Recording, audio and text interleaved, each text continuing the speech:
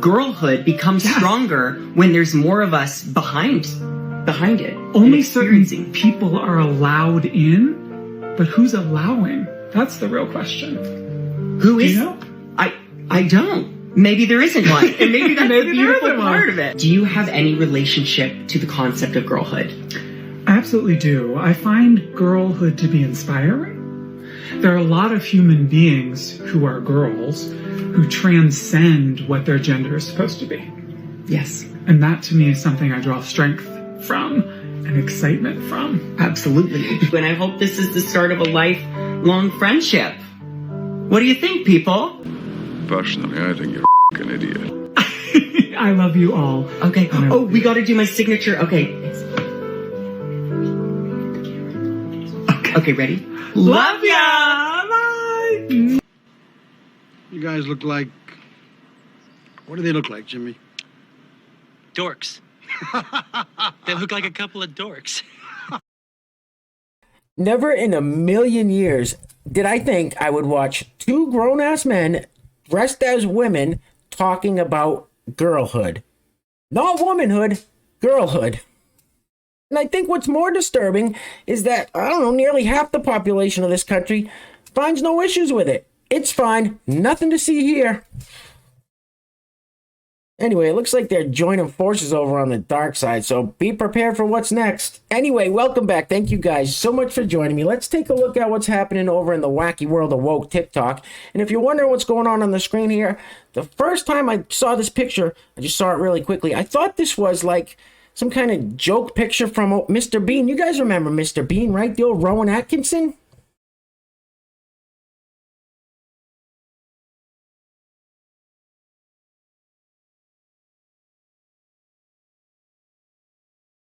No, I guess I was wrong. It's not Mr. Bean. It's just another trans woman. They're not really putting in much effort these days with the shaving, and I guess just throw a dress on and call it good. You're a woman now.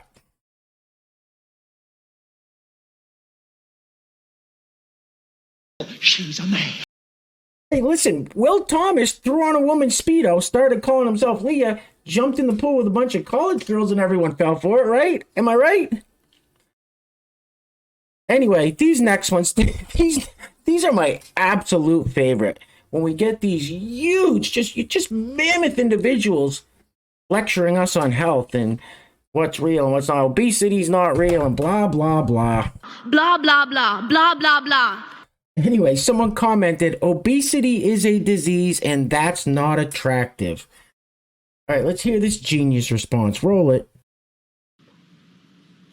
Obesity isn't real. It's a made-up thing.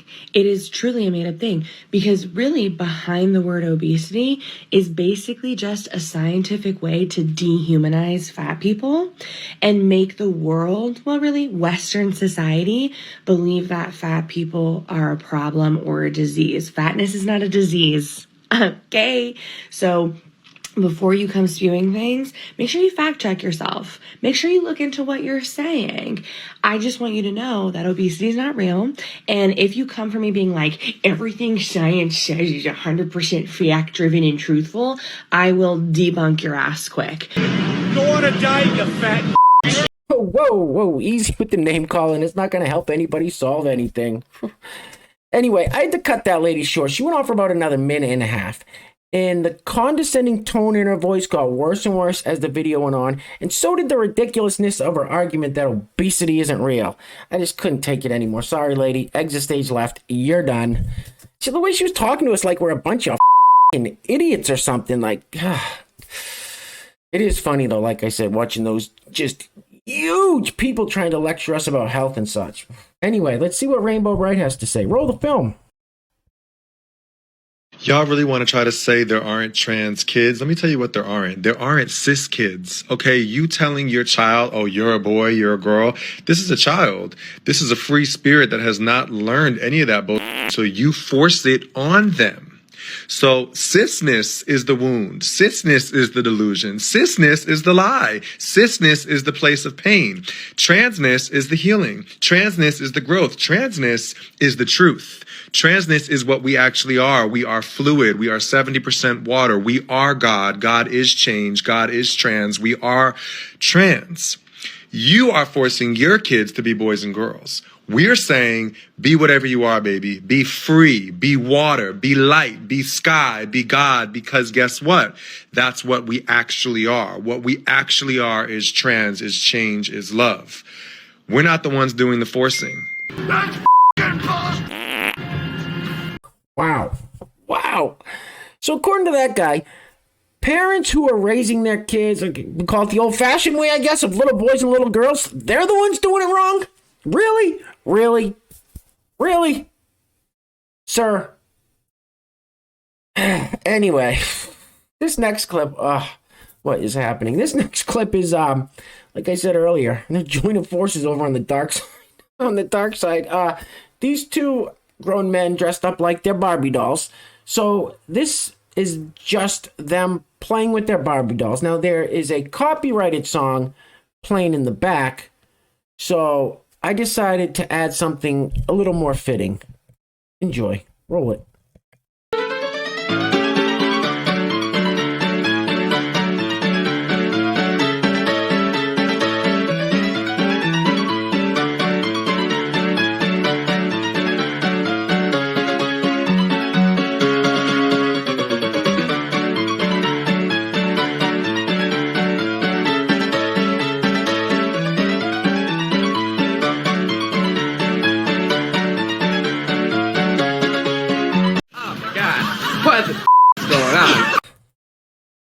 The end is nigh, my friends. Ugh, this is what a collapsing society looks like. When two grown men sitting at a table, playing Barbies, dressed like they're Barbies, and film it, put it out there for the world to see with no shame. That's a wrap. Anyway, before we go any further, I got to give a huge shout out to the sponsors of today's video. And while I do that, I'm going to let this loop on the screen for your viewing pleasure. This guy obviously has some deep-seated issues. But he thinks he's super cool, though. Like, I mean, I guess we'll give it to him, right? You're a cool guy. Okay. Anyway, today's video is being brought to us by, first sponsor is the Boltonator. Boltonator, thank you, sir, for sponsoring another video. Boltonator's been with us since just about the very beginning, has sponsored several videos. So, Boltonator, truly appreciate all the love and support. And the second sponsor of today's video is our great friend, Coda320. Once again, Coda320. Thank you, sir. Thank you. I truly, truly appreciate the generosity. I truly appreciate the love and support. Coda320's been here since just about the very beginning, too. And Coda320 is one of those people that just, when all hope seems lost, he keeps my faith in humanity. So, Coda320, thank you so much. Boltonator, once again, thank you, sir.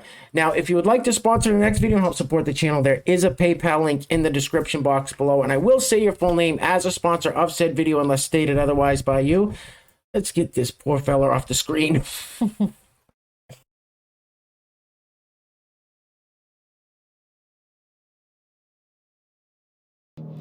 You are one dumb son of a... I'm sure he spends plenty of time in front of a mirror, so can he tell that his biceps look like he's got some kind of gangrenous rock going on? Maybe, just maybe, it's time to slow down on those oil injections. Just saying. Just saying, maybe just slow down a little bit. Anyway, this young fella thinks that he's braver than any military veteran out there because he put a dress on. And you know what? When you got all these people telling him how stunning and brave he is, you wonder why he feels this way. Roll the film, please. I'm braver than any military veteran who has ever served in the American military. Any of them. The Marines, the Army, the Navy, any of them. You think you're tough? You think you're tough, huh? 16? You're not that guy, pal. Trust me. You're not that guy. Unbelievable. Unbelievable. I blame the people that keep telling these folks how stunning and brave they are. You're so stunning and brave. No, you're not. Anyway, this next clip, I thought this was a joke when I first saw it, but I don't think it is. I think she's being serious, and it's sad. It just tells you how not intelligent some people are. Roll the film. I'm really about to show y'all why we need to move out of America. Look at this. They're selling lion chops. They're taking exotic animals and cutting them up and putting them in our local grocery stores. Look, I'm in Safeway. They're putting lion meat in the grocery stores. Lion meat. You are so dumb. You are really dumb. For real.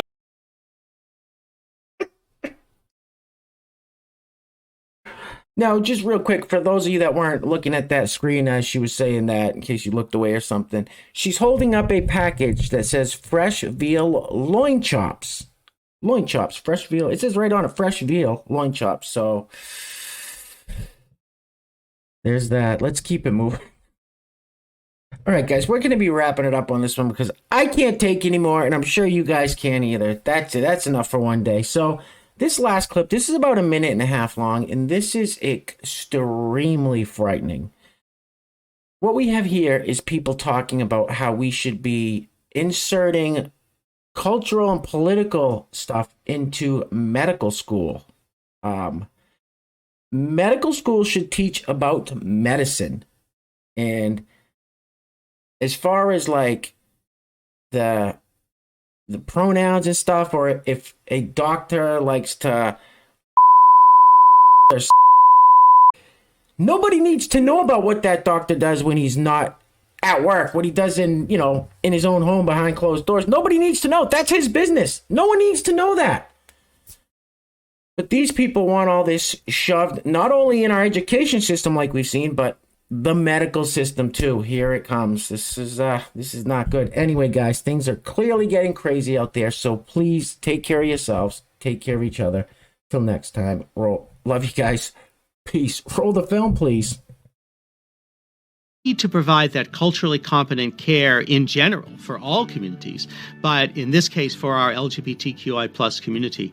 I think it needs to start in our training and in school. Future healthcare providers, the next generation, is focusing on giving problem-solving skills so that healthcare providers, even if they don't know everything, because no one can know everything, at least know the resources and how to find that information.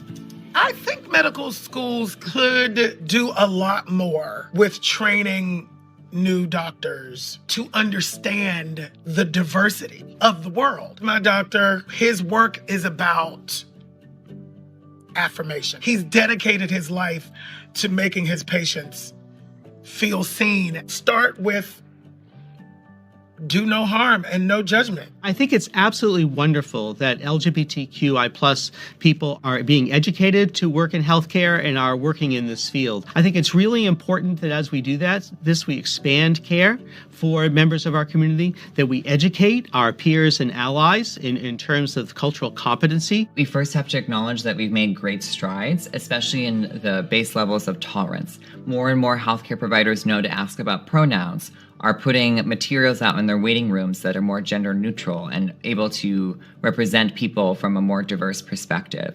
However, I really think the next step is getting the content to healthcare providers. And what does that look like? It means really targeting health professional training schools, making sure that they have an adequate amount of curriculum. Insanity. And you ain't black.